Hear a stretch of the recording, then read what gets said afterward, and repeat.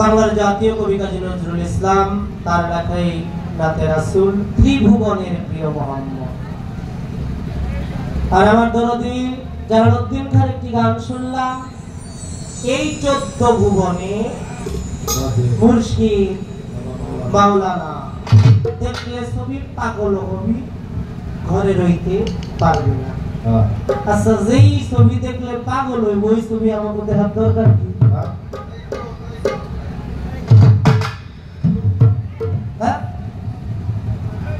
দেখে এমন কথা না, যেই ছবি দেখলে আমরা পাগল হব ওই ছবি আমাকে দেখার দরকার কি?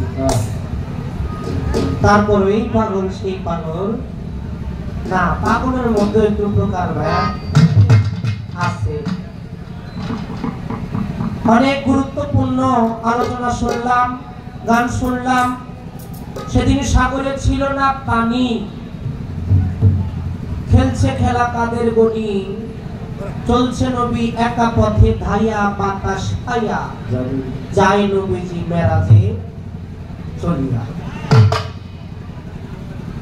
আসলে আগের মঞ্চে একটা গান গাইছে, ওই গানটারও যদি পয়েন্ট ধরতাম, এটার মধ্যে অনেকগুলো পয়েন্ট ছিল। এখন যে গানটা গাইছে এই গানটারও যদি পয়েন্ট ধরি, আমার মনে হয় প্রশ্ন আমার একটাও করা লাগবে না। আনিফ সরকার সাহেব তার সাথে আমার নতুন গান না, সে জানে যে আমি কোন জায়গায় যদি একটু বাঁকা পাই এটা সোজা করার জন্য ধরে ফেলি। তারপরও ওনার কথা হইলে আমার ধরে না, 10টা-20টা প্রশ্ন না করলে আমার শরীরই গরম হয় না।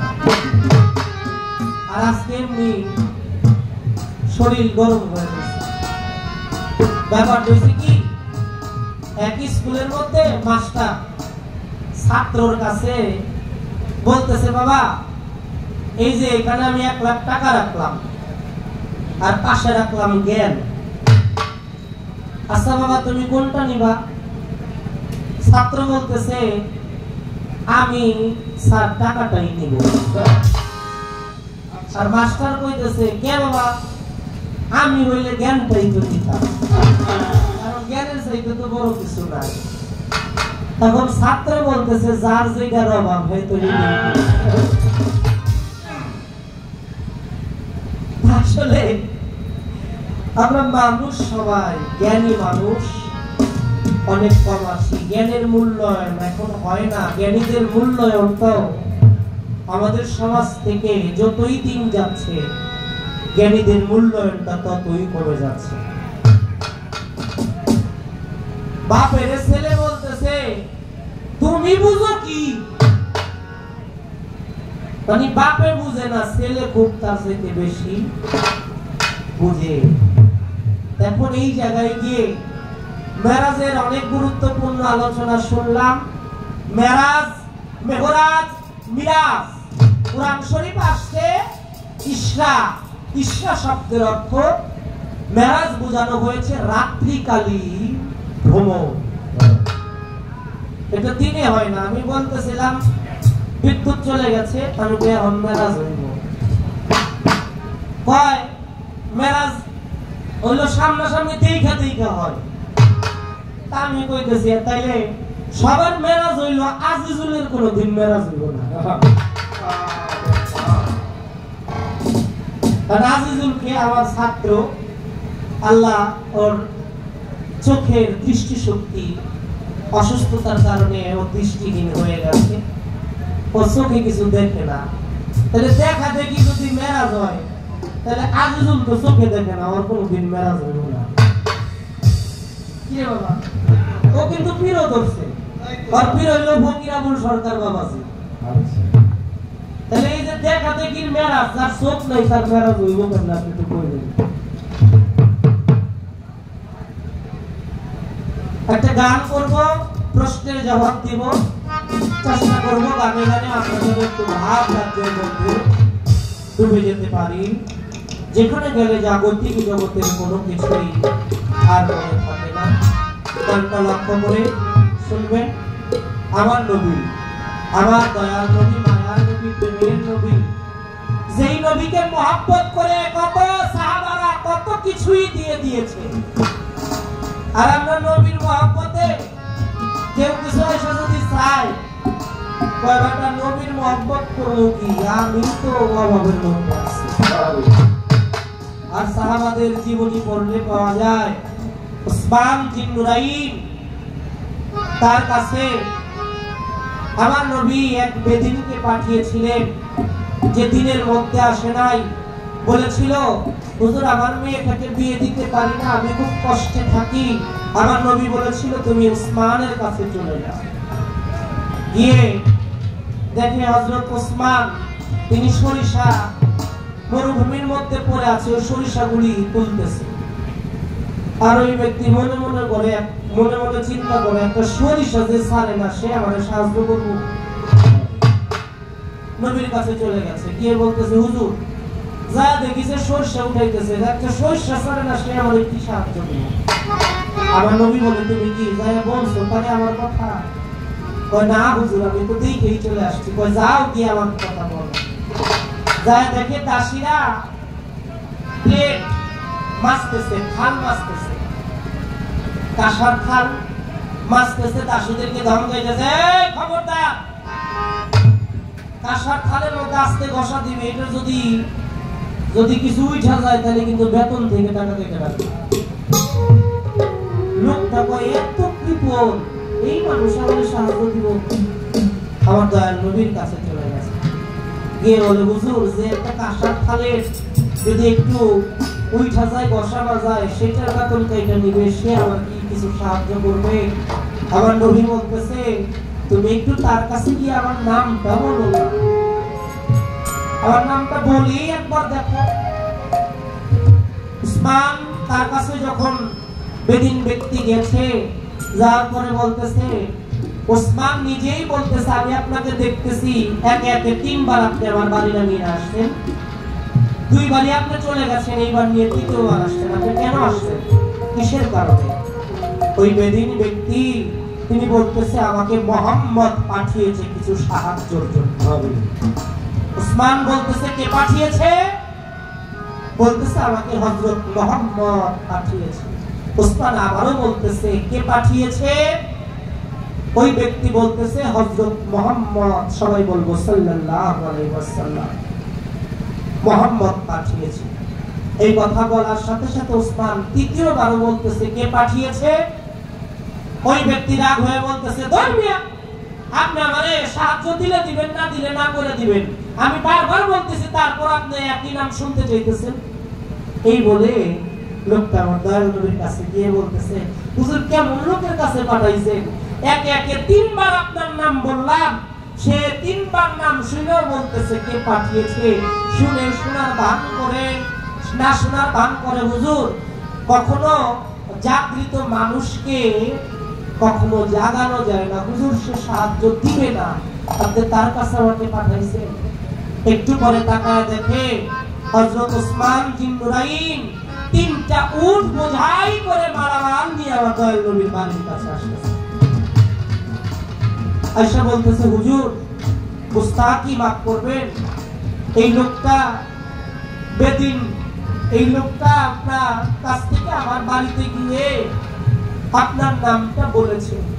হুজুর তার মুখে আপনার নামটা শুনে আমার কানে এত মধুর মতো লেগেছে হুজুর, আমার মনে হয় বারবার আমি আপনার নাম শুনি হুজুর। দ্বিতীয়বার আমি তার নাম মুখ থেকে আপনার মধুমাখা নামটা শুনে আমি কানে শুনে হৃদয়ে আত্মায় তৃপ্তি পেয়েছি হুজুর। তৃতীয়বার আমি আপনার নাম শুনে তৃপ্তি পেয়েছি হুজুর। 3টা উট বোঝাই করে মাল নিয়ে আসছি, এক একটা উটের মধ্যে এত মালামাল রাখা আছে, ওই ব্যক্তি যদি 6 মাস কেন 6 বছর বসে বসে খায় একটা উটের মালামাল শেষ করতে পারবে না। সেখান থেকে বিদ্রোহী কবি কাজী নজরুল ইসলাম বলেছে মুহাম্মদ নাম যতই জপি ততই মধু লাগে, ও নামে এত মধু। ওই নাম যার কাছে ভালো লাগে সে ওই নাম ছাড়া কিছুই ভরসা করে না। তাই আমার নবীর মহব্বতে তুমি रहमत लिल आलमीन अपने उम्मतेर जाबी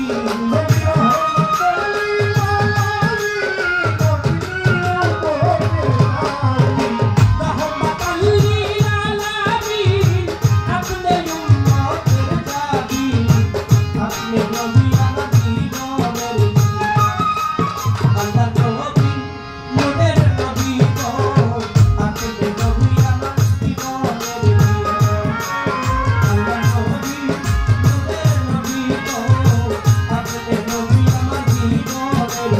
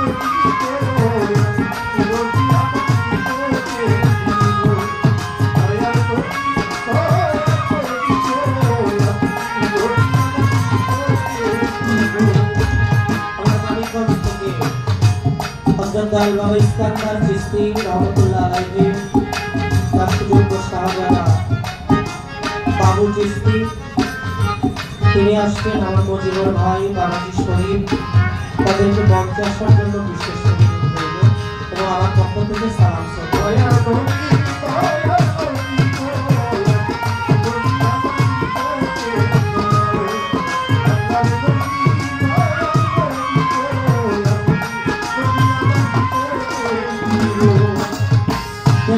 আপনার মতেরা ভাগ্য বিবিরা না থাকিরা সবই আনিল জীবনার ওই দেখে আপনার মতেরা ওরে ভাগ্য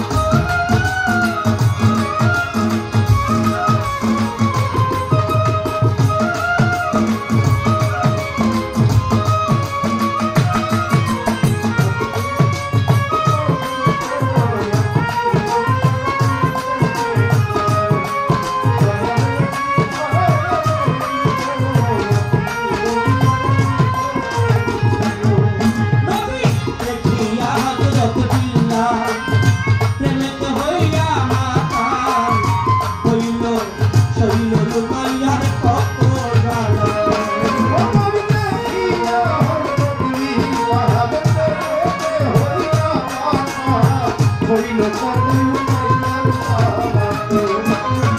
দেখিয়া হযরত বিল্লাহ প্রেমেতে হইয়া মাতাল হইল রুমাইয়ার কত জ্বালা দেখিয়া তার প্রেম ভক্তি বিল্লাহকে দিলেন মুক্তি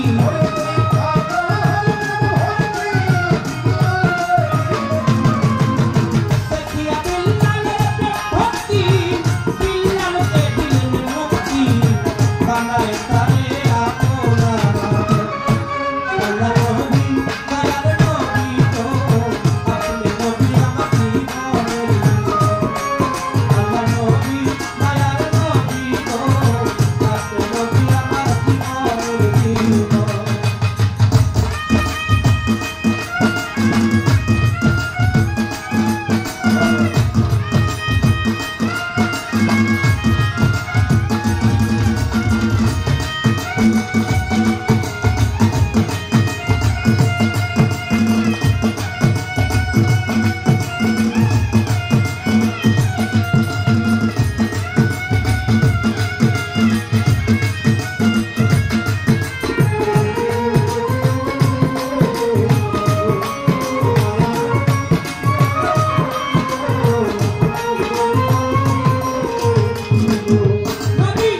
দেখছিল একবার স্বপ্নে ভুলবে না তা জীবনে দিবানিশি নাম করে স্মরণ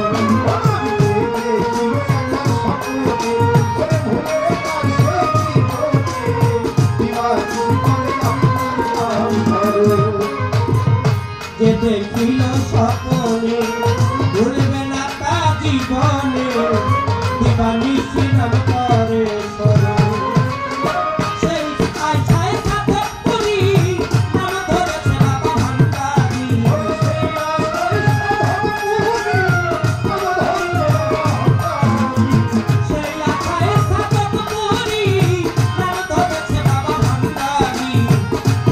নিশি নাম করে আল্লাহ নবী নূরের নবী গো আপনি নবী আমার জীবনের আল্লাহ নবী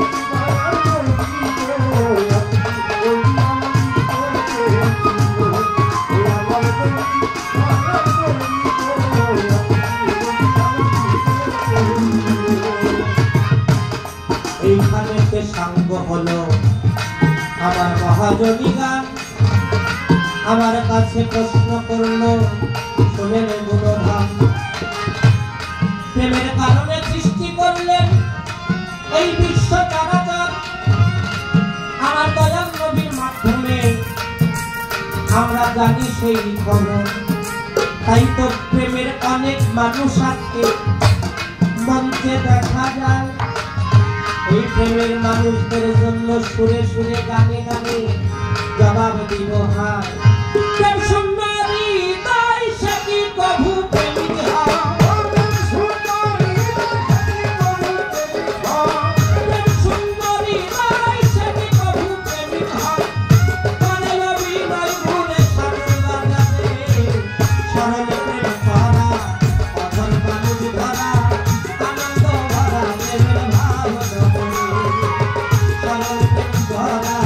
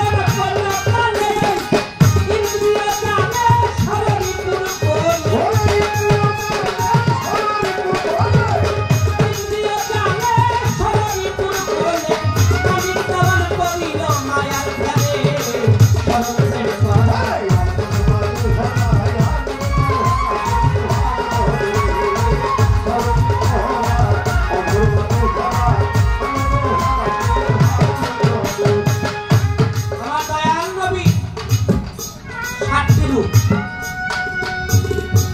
প্রথমে আমার দয়াল নবী ডিম্ব আকারে যখন পৃথিবীর কোনো কিছু সৃষ্টি হয় নাই, ডিমের খোসা রূপে ছিল আমার মা জননী। খোসার ভিতরে সাদা পর্দা রূপে ছিলেন ইমাম হাসান এবং হোসাইন। বিজল রূপে ছিল মাওলা আলী মুশকিল কুশা। কুসুম রূপে আমার দয়াল নবী সেখানে ছিলেন। কুসুমের ভিতরে একটা সাদা পর্দা, এই আত্মা রূপে আমার দয়াল মাওলা সেখানে ছিলেন। তারপর আসলো নূর। আগে একটি গান করেছি, আমার বাউল সভাপতি রশিদ সরকার বাবাজির একটি গান আছে, নূর মোহাম্মদ সৃষ্টির গোড়া, রব হইল সেই নূরের কোসরা, জানিতে হয় সেই নূর প্রাপ্ত হইয়া, দেখনা চাইয়া তৌহিদের সাগরে ডুব দিয়া। দ্বিতীয়তে নূর রূপে ছিলেন, তৃতীয়তে আদম শফি বৃক্ষের ফুল রূপে ছিলেন, তারপরে ছিলেন ময়নার গলার হার। আমার দয়াল নবী পাঁচকোনা বিশিষ্ট তারা রূপে ছিলেন এবং আমার দয়াল নবী পৃথিবীতে ষষ্ঠ ভাগে পৃথিবীতে আসলেন মানুষ রূপে, মোহাম্মদ নাম ধরে। আহাদে ছিলেন আহম্মদ, জমিনে আসলেন মোহাম্মদ রূপে। তারপরে আমার দয়াল নবী পৃথিবীতে আরো একটা ভাবে আর একটা রূপে আছে, কালাম তার প্রমাণ করেছে, লাকাদ জাকুম রাসূলুম মিন আনফুসিকুম। তাই তো এটা একটু জিত হইছে না, লাস্টের কথাটা একটু জিত হইছে। তাতে কি সত্য কথা বলো, মায়ের কোলে বসে থাকো। আমি কখনো পালায় জিতার জন্য ছলনার আশ্রয়, মিথ্যার আশ্রয় কখনোই নেই না, কারণ আমার একটা মিথ্যা কথা যদি কেউ বিশ্বাস করে নেয়, ওই পাপের জন্য প্রথম দায়ী থাকবো আমি। তাই সবসময় চেষ্টা করি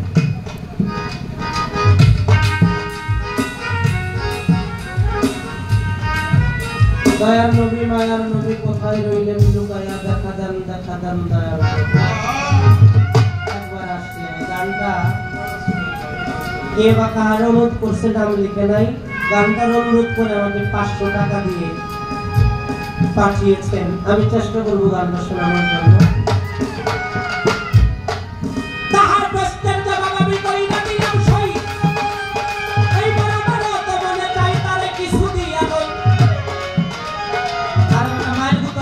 প্রশ্ন কি প্রশ্ন? সেই দিন সাগরে ছিল না পানি। আমার দয়াল নবী আগেরবার বলছিলাম নবী পাক নবী, পবিত্র নবী, তবু আমার দয়াল নবী ওযু করেছিলেন মেরাজে যাওয়ার পথে। আচ্ছা, এখনো পর্যন্ত মেরাজে প্রথম আসমান, দ্বিতীয় আসমান, এভাবে তৃতীয়, চতুর্থ, পঞ্চম, ষষ্ঠ, সপ্তম, তারপরে 70,000 পর্দা, তারপরে আলমে আরওয়ার মধ্যে গিয়ে সিদরাতুল মুনতাহা, আলমে আরওয়ায় গিয়ে আমার দয়াল নবী মালিকের সাথে 70,000 পর্দা ভেদ করে আমার মালিকের সাথে সরাসরি কথা বলেছেন। এটা আর কারোর বেলা হয় নাই। এখন আমার দয়াল নবী প্রথম গেলেন বুরাকে চড়ে। 70,000 বুরাক সেখানে ছিল, তার মধ্যে একটা বুরাক ছিল দুর্বল বুরাক। আচ্ছা, প্রশ্ন করবো না তাহলে না? আচ্ছা আচ্ছা আচ্ছা, ঠিক আছে, প্রশ্ন না কইরা তাহলে আমি আরেকটি গান আমার ভাব থেকে রাখবো।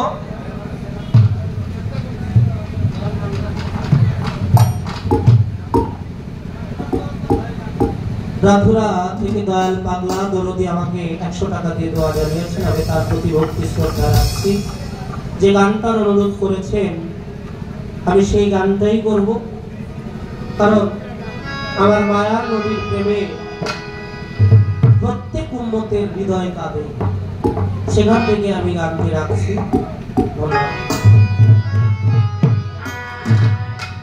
দয়াল মায়ার নবী, দয়াল মায়ার কোথায় রইলা লুকায়া দেখা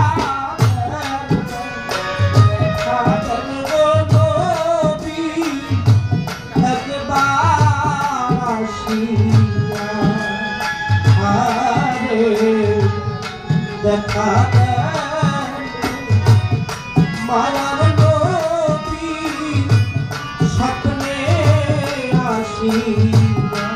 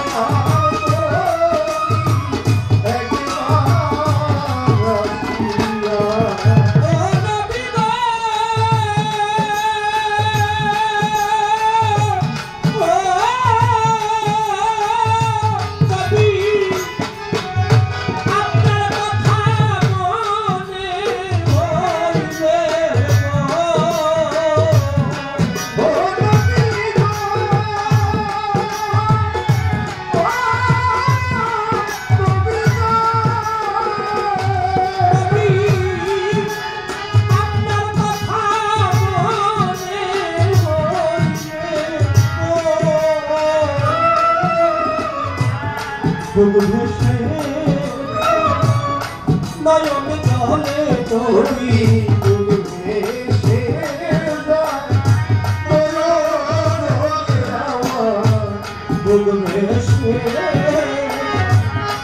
নয়ন জল কেমনে থাকি সহিয়া দেখা মায়ার নবী একবার আসিয়া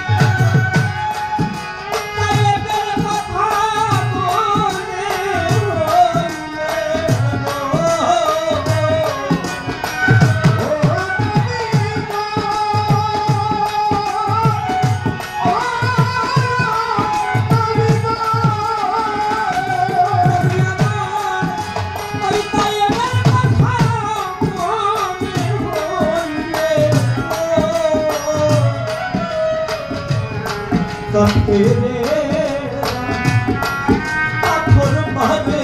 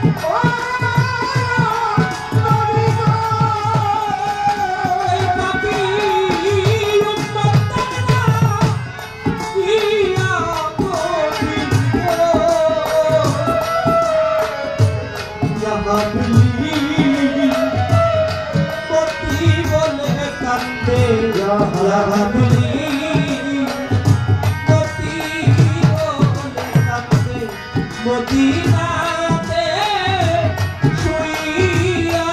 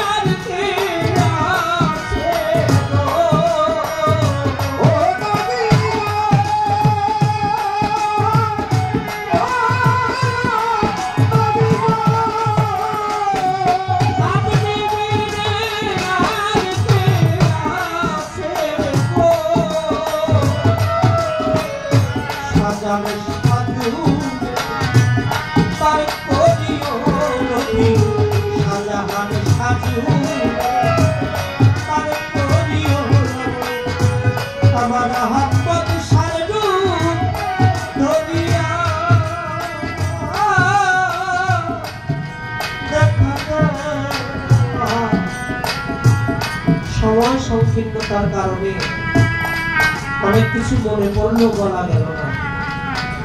তবুও একটু কথা না বললে হৃদয়ে শান্তি পাচ্ছি না, আমি কি বলতে পারিও না।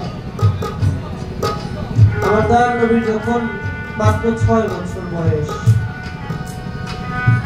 আমার মায়ের নবী তার ছোটবেলার এক খেলার সাথীর সাথে মাঠে খেলতেছে। রোদ্রের মধ্যে খেলতে খেলতে ঘেমে গিয়েছে। ওই রাস্তা দিয়ে নাম তার তাহের, তাহেরের বাবা যায়। দেখে রোদ্রের মধ্যে খেলতে খেলতে তাহের ঘেমে গেছে। তাহেরের বাবা তাহেরের মুখের ঘামটা পোষা দিয়া, আরবের প্রিয় খাবার হচ্ছে খুরমা, তাহেরের বাবা তাহেরের মুখে একটা খুরমা তুলে দিয়েছে। আমার নবীর বাবা নাই, দেখে তাকে বলে জিজ্ঞেস করে, তাহের এটা কে? তাহের বলে, মোহাম্মদ তুমি বুঝি জানো না এই লোকটা আমার বাবা? আমার নবী বলে, বাবা বুঝিয়া বলি হয়? বাবা থাকলে বুঝি বাবা সন্তানকে এমনি ভাবে আদর করে? কই তাহের, আমার বাবা তো এসে কোনোদিন আমাকে এইভাবে বুকের মধ্যে জড়িয়ে ধরে গালে চুমো দিয়ে আদর করে খাইয়ে দিল না। তাহের তোমার বাবাকে আমাকে তোমার মতো একটু আদর করবে? তাহের বলে, মোহাম্মদ আমার বাবা আদর করবে কেন? তোমার বাবা থাকলে তাকে গিয়ে বলে। আমার দিনের নবী দৌড়ে চলে গেছেন বাবের কাছে, গিয়ে বলতেছে, মা মা, জগতে সবার নাকি বাবা আছে, মা আমার বাবা কই? সবার বাবাই ভালোবাসে, মা আমার বাবা তো কোনোদিন এসে আমাকে বুকের মধ্যে জড়িয়ে ধরল না, ভালোবাসলো না। আমার মা আমেনা বলে, মোহাম্মদ তুই তোর বাবার কাছে যাবি। শাম শহরে বাণিজ্য করতে গিয়ে পিতা আব্দুল্লাহ সেখানে ইন্তেকাল করেছিল। শিশু মোহাম্মদকে নিয়ে সাথে এক দাসী নাম তার আয়মান দাসী, আয়মান দাসীকে নিয়ে পিতা আব্দুল্লাহ রওজাটা দেখা দিয়ে বলে, মোহাম্মদ রে ওইখানে তোর বাবা শুয়ে আছে, ডাক মোহাম্মদ, তুই ডাকলে তোর বাবা চলে আসতে পারে। আমার দিনের নবী বাবা রওজার পাশে গিয়ে বাবা বাবা বলে ডাকে, বাবারা আসে না।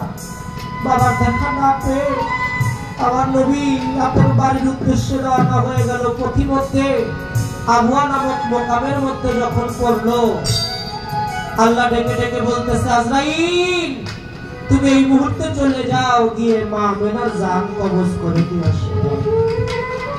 একটা শিশু বাচ্চা তার বাবার ব্যথায় কাঁদে। ওই মুহূর্তে যদি কারো মা চলে যায়, যার জীবনে মা হারাইছে দরদে, সেই মানুষটা কখনো বুঝবে না হারানোর কি যন্ত্রণা। আমার দয়াল নবী দেখে মা আমেনা মাটির মধ্যে ঢইলা পড়লেন, ডাকে, ও মা। মা মা আমেনা কোনো কথা বলে না, শরীর ধরে ঝাঁকি দেয়, ও মা তুমি তো আমার সাথে রাগ করছো, মা কথা বলবে না।